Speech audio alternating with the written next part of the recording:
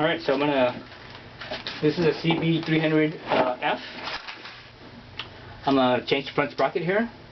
I just got a new sprocket. Stock, this thing comes with a 14 tooth. I think it's geared kind of low. I mean, first gear is like almost useless. Usually when I go through an intersection, taking off from a stoplight, going through an intersection, by the time I'm at the end of the intersection, I'm just about popping it into third gear. But that's just, I think that's just way too low. So first gear feels almost like it's useless. It feels very dirt bike gearing ish. So I got a new sprocket. This is a 15 tooth SunStar. Got this on Amazon. This was the last one on Amazon, and as far as I know,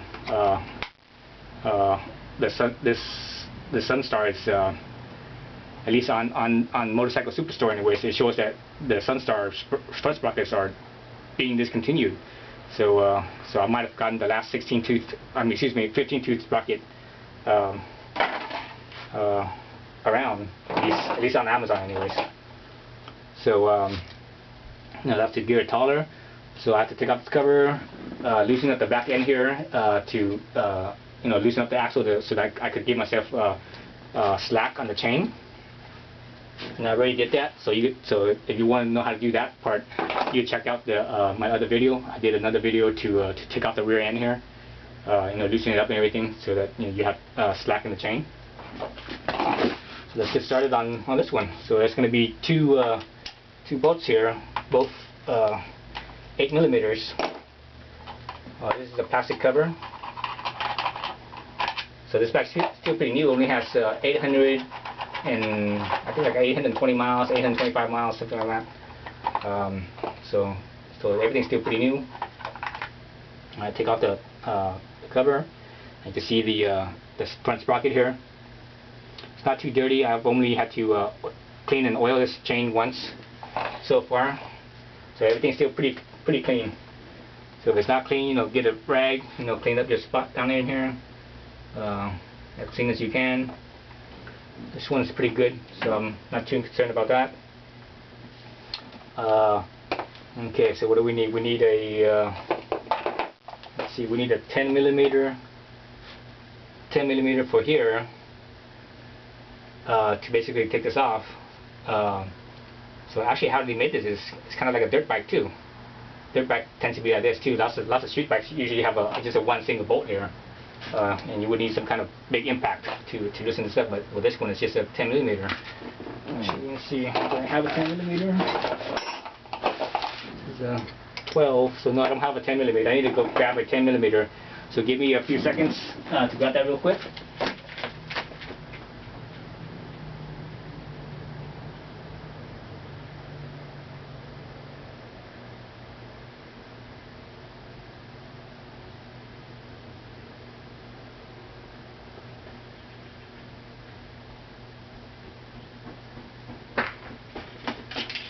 Sorry for that.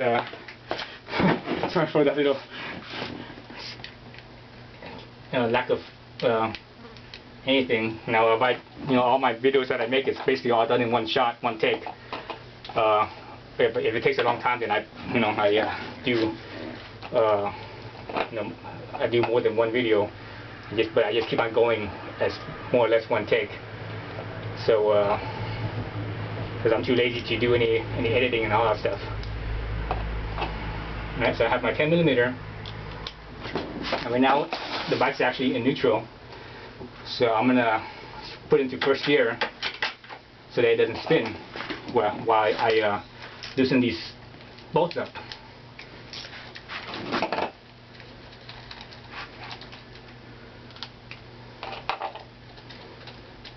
Oh, it's hot today. Today's it's supposed to be like 90 degrees today. It's really getting hot. And here I am in the shed. So this little holder here, it's spline, and you can see that. Well, I'm not sure you guys can see it from that far, but this is also spline. So this holder, you have to rotate it until the splines line up with each other. Then you could take that out. You see how it's spline.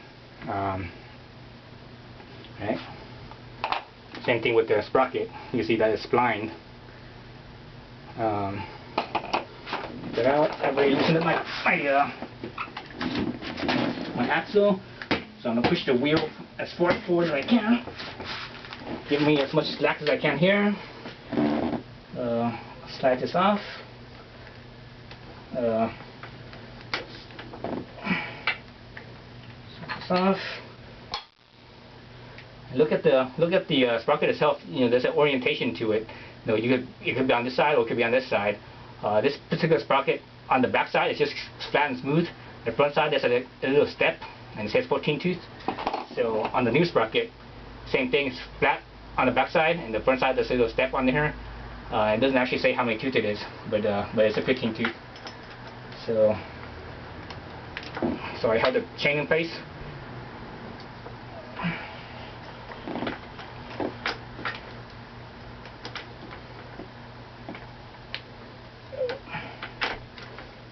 Mark it in.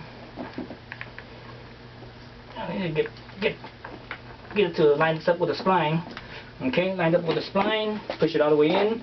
I think the 15th tooth is probably the biggest you could fit as far as having clearance. I'm not sure if it's possible to put a 16th on here, 16th tooth, because I don't think there's enough clearance. Okay, got that on. And I'm glad everything is still new, because otherwise, this could be a big mess. Put that on. Now I can put my my little retainer back on here. So I slide it in. There's a spot. There's a groove where you could spin it, rotate it. So rotate it to that where that is. Your little 10mm bolts here. Screw those on.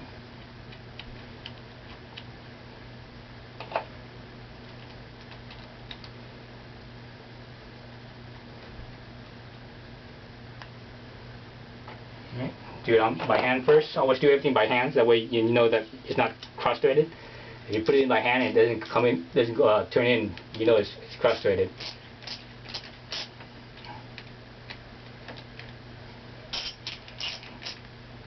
All right. So now I'm going to tighten up a little bit on each side. I'm not sure what the torque spec on this is. Actually, I have the service manual, but most things I do by feel. The only time I actually use a torque wrench is something that's really critical, like at the head, tightening the head and stuff. But for this, I'm not too concerned about it. It's a 10mm head, so with my, because I have a lot of experience, I can actually kind of feel. I have a feel for it on how much torque it needs, but also keeping everything, both of them pretty consistent. I think I have enough skill for that.